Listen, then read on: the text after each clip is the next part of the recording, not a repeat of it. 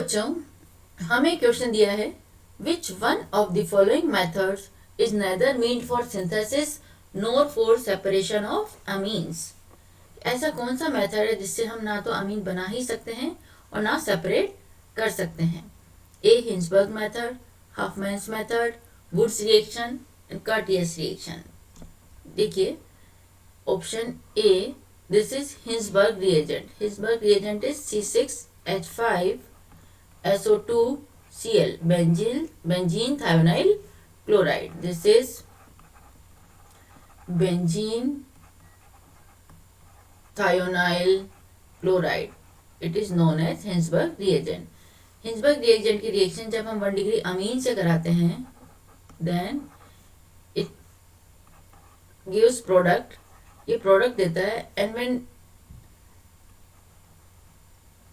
react with alkali and this product is soluble in alkali. जब हम इस product की NaOH में soluble करते हैं then it is soluble. Same reaction अगर हम 2 डिग्री अमीन के साथ करें, 2 डिग्री अमीन के साथ करें then it gives प्रोडक्ट, ये प्रोडक्ट तो देता है but this product is insoluble in alkali and this product is insoluble in alkali. Same with 3 degree amine, then there is no reaction. तो किसी तरह की कोई रिएक्शन नहीं होती है. This is 1 degree, 2 degree and 3 degree reacts with Hinsberg reagent. So we can say that by Hinsberg reagent we can distinguish between 1 degree, 2 degree and 3 degree amines. इस तरह से हम इसको Hinsberg reagent से डिस्टिंग्विश कर सकते हैं. Now part B, Hofmann's method. B, Hofmann method is the method for preparation of amine. Hofmann method से हम अमीन बनाते हैं. फॉर एग्जांपल जैसे हमने ले लिया CH3CONH2 एसिटेमाइड के जब हम रिएक्शन कराते हैं Br2NaOH Br2NaOH तो हमें मिलता है primary amine, then it gives CH3NH2 plus side product KBr plus K2CO3 plus H2O. तो ये जो मेथड है this is major primary amine and this is amide. It means amide की जब हम हाफमैन ब्रोमीमाइड रिएक्शन कराते हैं तो हमें अमीन मिलती है. This is method for preparation of amine. इस मेथड से हमने एमीन को बनाया है. Now option C, Wurtz reaction. तो Wurtz reaction is the use for preparation of alkanes. This is used for preparation of alkanes, higher alkanes. जब हम 2 molecules of alkyl halide की रिएक्शन सोडियम से कराते हैं then it convert into higher alkanes RnR in the presence of dry ether.